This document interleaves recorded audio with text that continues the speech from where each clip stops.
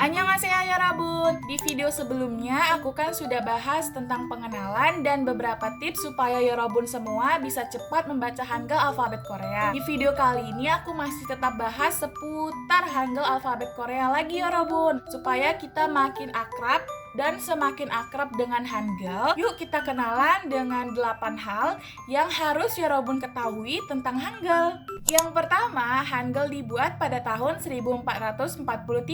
Bagi penggemar K-pop dan juga K-drama, serta Yorobun semua yang sudah menonton videoku sebelumnya, sudah tahu kan ya kalau alfabet Korea itu dikenal dengan istilah Hangul. Namun Yorobun, Hangul baru muncul ketika abad ke-15. Jadi sebelumnya masyarakat Korea dalam berkomunikasi mereka menggunakan aksara Cina yang disebut Hanja. Namun tutur bahasa Korea dan juga bahasa China itu cukup berbeda Yorobun. Jadi banyak kalimat-kalimat yang susah untuk diungkapkan menggunakan aksara Cina. Hingga akhirnya tercetuslah pembuatan aksara Hangul ini oleh Raja Sejong pada tahun 1443 dan dibuat pada masa dinasti Joseon Yorobun. 2. Huruf Hangul terdiri dari 24 konsonan utama. Saat awal diciptakan, sistem alfabet Korea bernama Hunmin Jeongeum yang memiliki arti bunyi tepat untuk mengajari rakyat. Awal sistem alfabet ini muncul terdiri dari 28 huruf dengan 17 konsonan dan juga 11 vokal. Namun, seiring berjalannya waktu, dirubah menjadi 24 huruf saja, terdiri dari 14 konsonan dan juga 10 vokal. Jadi Yorobun, kalau misalnya digabung dengan huruf turunannya menjadi 40 huruf alfabet.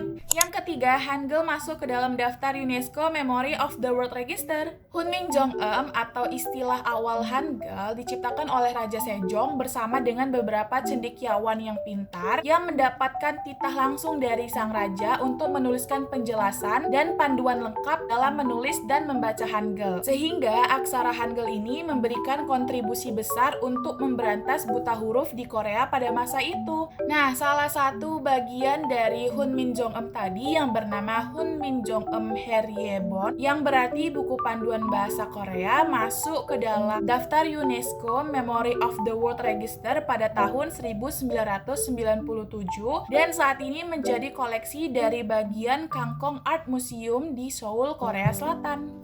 Yang keempat, tanggal 9 Oktober dirayakan sebagai Hangul Day. Hangul Day merupakan hari libur nasional yang dirayakan oleh setiap masyarakat di Korea. Sejarah tentang Hangul Day bisa dilihat dalam jurnal riset yang dilakukan oleh Joseon Language Society pada tahun 1927 dengan judul Hangul. Lalu, 1 tahun kemudian, pada tahun 1928, terdapat perubahan nama untuk Hangul Day ini dari Gakyanal menjadi Hangulnal. Nah, saat itu pula istilah Hangul mulai dipakai oleh masyarakat Korea. Kemudian, pemerintah Korea mulai menetapkan tanggal 9 Oktober sebagai Hangul Day sejak tahun 1945 untuk mengenang Hunmin Jeongeum tadi, Yorobun. Yang kelima, terdapat museum khusus tentang Hangul yang berada di Korea. Museum ini terletak di bagian Seoul dengan nama National Hangul Museum yang mulai dibuka untuk umum pada tanggal 9 Oktober 2014 yang juga bertepatan dengan Hangul Day Yorobun. Jadi tujuan pemerintah Korea membuka museum ini untuk mempromosikan nilai-nilai linguistik dan juga budaya dari Hangul. Jadi semua orang dan juga semua usia bisa mendapatkan kesempatan yang sama untuk mempelajari Hangul ini Yorobun. Kalau Yorobun semua mau masuk ke dalam museum ini tidak dipungut biaya sama sekali dan bisa menikmati semua fasilitas yang ada di museum.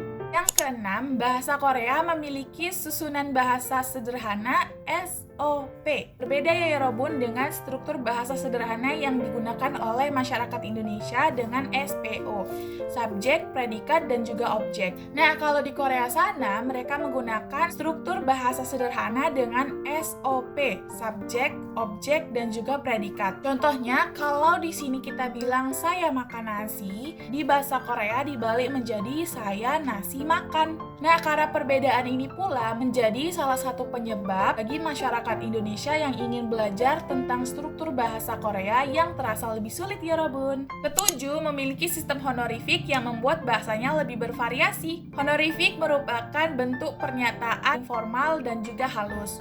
Ungkapan ini biasanya menunjukkan rasa hormat kepada lawan bicara atau seseorang yang sedang dibicarakan. Honorific dalam bahasa Korea ini bisa dilihat dari kata kerja dan kosakata yang berbeda. Ada 3 tingkatan utama dalam tingkat kesopanan bahasa Korea. Yang pertama berakhiran nida, menunjukkan rasa hormat yang paling formal. Contohnya 감사합니다, 고맙습니다. Yang kedua berakhiran a, o, atau yo yang menunjukkan rasa hormat sedikit formal. Contohnya 안녕하세요, 감사해요. Yang ketiga tidak memiliki akhiran yang menunjukkan tidak adanya rasa formal yang biasa ditujukan kepada teman sebaya atau teman yang sudah akrab. Contohnya 안녕, 고마워. Yang kedelapan memiliki bahasa dialek sama halnya dengan bahasa Indonesia. Meskipun wilayahnya tidak seluas dengan wilayah yang ada di Indonesia, Korea Selatan juga terbagi dari beberapa daerah dan juga provinsi. Masing-masing dari provinsi ini juga memiliki dialek yang berbeda. Dialek yang digunakan cukup berbeda dengan bahasa nasional Korea yang umum digunakan oleh masyarakat Korea yang berada di Seoul, yang ditetapkan sebagai bahasa standar Korea Selatan. Beberapa provinsi tersebut seperti Busan, Daegu, Jeju, Ilsan, dan juga banyak daerah lainnya. 몰라요. 나도 모릅니다. 고마워라. Gimana Yorobun? Setelah Yorobun tahu 8 hal tentang Hangul, Yorobun jadi makin akrab kan ya dengan Hangul tadi? Tetap semangat ya Yorobun untuk terus bisa membaca Hangul, kemudian mengartikannya dan memulai percakapan. Jadi sewaktu-waktu Yorobun ada kesempatan ke Korea, Yorobun bisa langsung menggunakan bahasa Korea ini kepada masyarakatnya langsung. Segitu aja videoku hari ini. Annyeong Yorobun!